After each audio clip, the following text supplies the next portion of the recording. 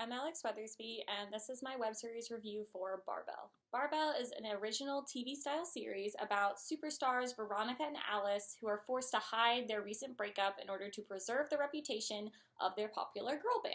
Some things that I really enjoyed about this web series was the complexity of the characters and the really big contrast between how they react to the pressure of being famous. Alice has social anxiety, so she reacts by being very passive, hiding her feelings, going about things in a very passive, underhanded, secretive way. She really does not like to openly express herself, and that creates a lot of conflict because Veronica, her ex-girlfriend and her singing partner, reacts to fame by being just a huge mess. In her own words, everybody loves a train wreck. She binges on everything, so whereas Alice sort of shrinks herself down, Veronica blows herself up. And seeing the contrast between they handled that was very interesting to me, and it created a huge opportunity for conflict, especially after they broke up, because those traits kind of get turned up to 11. I thought the cinematography was great. There was a beautiful use of color, specifically a millennial pink, as I guess we're calling pink now. It definitely has a vibe that I think is very recognizable to the YouTube famous crowd. The set design and the costumes definitely fit the vibe that they were going for. It's definitely a very trendy web series, I would say, which might sound kind of odd, but hopefully it comes across kind of what I'm trying to communicate. I also really liked a lot of the references to YouTube celebrity culture. That's definitely a recent phenomenon. People becoming famous by sharing their music, whether it's covers or original music, online, and them being picked out of the YouTube world, and yet still trying to cultivate this connection and friendship with viewers that they had once they blow up big. It's definitely a very interesting thing to consider and comment on, where with YouTube channels, typically, if you're an independent content creator, there's almost this false sense of intimacy, like, oh, you're my friend, you're coming into my world, you know everything about me, I'm showing you how it really is. But definitely a lot of things have been fabricated, a lot of things have been set up so they can look a specific way, and this is obviously very true for Veronica and Alice, who are no longer a couple and yet have to pretend to be. So it's very interesting to see the criticism of how this world can make it so difficult to process your emotions, and so you start reacting in ways that are obviously not very healthy. There's a lot of references, specifically with Lulu's character also. I don't know if they're to specific people, but it definitely pings a few things for me that I have seen in terms of people who've made it big on the web. I also really liked the twist in the ending of the first season. So a lot of times when you're writing for either short works or just narratives in general, especially on screen, it usually works super well with your audience. I don't remember the professional term for it, but there is this concept in screenplay writing where your character is in a very specific situation or specific conflict at the beginning, and then at the end, or somehow within the middle, you sort of flip what's happening, whether it's the conflict, the roles that they play within the conflict, the space that the character is in, and that definitely is what happens at the end of season 1 with Barbelle. So I thought it was a very smart narrative choice because the characters are still within conflict. They're in basically an opposite role that they started in. So some things that I would have liked to see this web series do a little differently. It was very odd to me that we didn't really get to see how they got here. Typically with screenplay writing, obviously they suggest that you come in as late as possible and leave as early as possible, but it felt almost too late to bring us in right after they have broken up without showing us very much about what their relationship was like before. It doesn't create a whole lot of tension if you don't already have a foundational understanding of wanting these people to be together, wondering what was it that broke them up. So I would have really liked to see a little bit more of their relationship before everything came crashing down, because then I feel the payback of finally getting to the bottom of what was wrong and seeing how far they've fallen would have been a lot harder of a hit. If we didn't see how high the pedestal was before, we don't really know how far you've fallen off it. I think especially that would have been interesting if we saw that in the beginning, perhaps they were really encouraging for each other and helping each other deal with the pressures of fame, and then slowly it started to drive them apart. But we didn't get at least to me, a clear enough understanding of how things got to be how they were. Something else that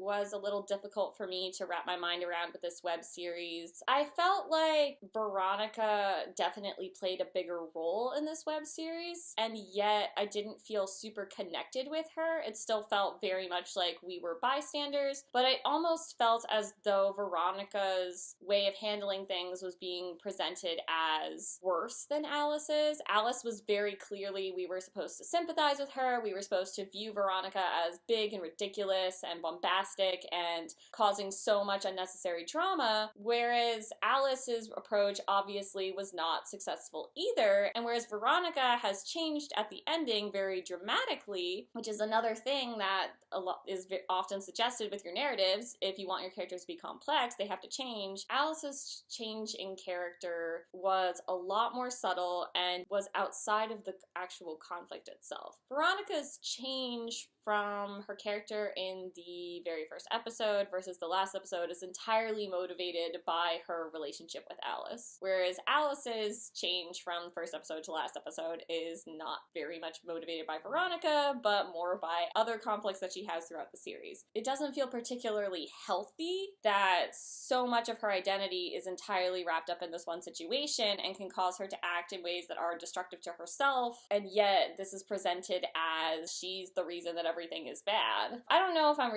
it's really coming across my issue with that. I guess it just makes me nervous that because she acts in a way that is more expectedly difficult, we're expected to view her as fine once she's stopped being so difficult to specific people, but it doesn't necessarily show that she has any more self-love, self-confidence. We don't necessarily see that she has any more self-respect. It's more of, is she now handling things in the way that other characters want her to? I also felt that there was possibly some biphobia going on with Lulu.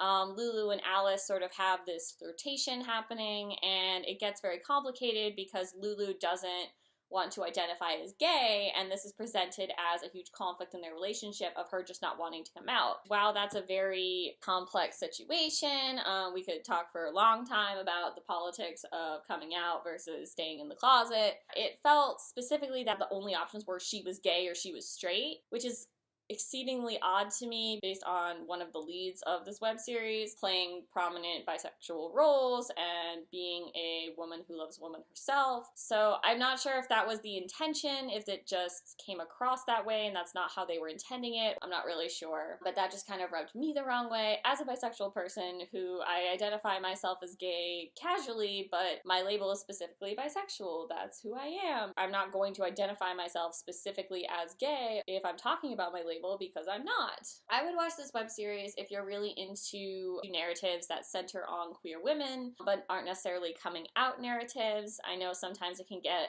very, very frustrating when the only representation for your identity is solely about everybody stressing and angsting over whether to actually disclose their identity or accept their identity versus what does it actually look like once you have done that. So while there is a coming out story in this web series, there's also very, very many complicated conflicts that have nothing to do with coming out, but the series is centered on queer women specifically, and there's might be an interesting commentary somewhere about the fetishization of queer women and the almost compulsive desire to present like your relationship is perfect, because if not, then your relationship might not be taken as seriously as if you were a heterosexual couple. If you like romantic comedy series, then obviously this would be a great series for you. There's a lot of romance, there's tension, there's some tropes in there that are very popular within the fanfic set.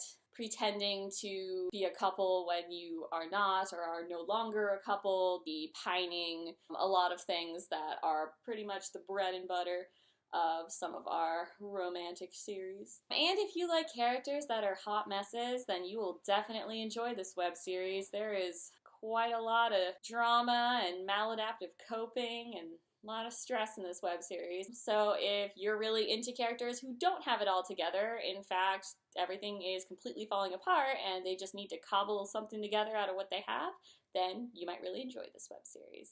If you prefer vlog-style series, then this is not the web series for you. Pretty much no fourth wall breaking. There is some, interestingly enough, there's kind of a little bit of magical realism in the next to last episode, but in terms of vlog-style series, this is not one of them. So if you were preferring a series where you got to literally see the growth from a YouTuber who makes covers on the internet and then gets discovered and their vlogs become less and less personal and more vindictive or commercial and capitalistic, then this is unfortunately not the web series for you. If you prefer literary-based adaptations, then you will not like this web series. This is an entirely new concept. One of the lead actresses is in other literary-inspired web series, All for One, so maybe try that one if you really like her acting style, but you're not really looking to get into an original concept. And if you prefer to have seen the downfall of this relationship, if you really were hoping you were gonna get to see the pedestal and then the spiral down into the hot mess that they have become, then you're not going to enjoy this web series because we don't really get to see it. There's a few flashbacks to when things were good and happy, but we don't really get to see the actual breakdown. If that's what you were really hoping for when you came to this web series, then I would probably try to find something else. As always, I will link to this web series in the description box. I will also link my Tumblr if you have any questions, comments, or recommendations for me. And if you thought anything I said was completely off base, you disagreed, you agreed, there was something really big that you felt I should have mentioned, then please feel free to comment. Have a good rest of your day.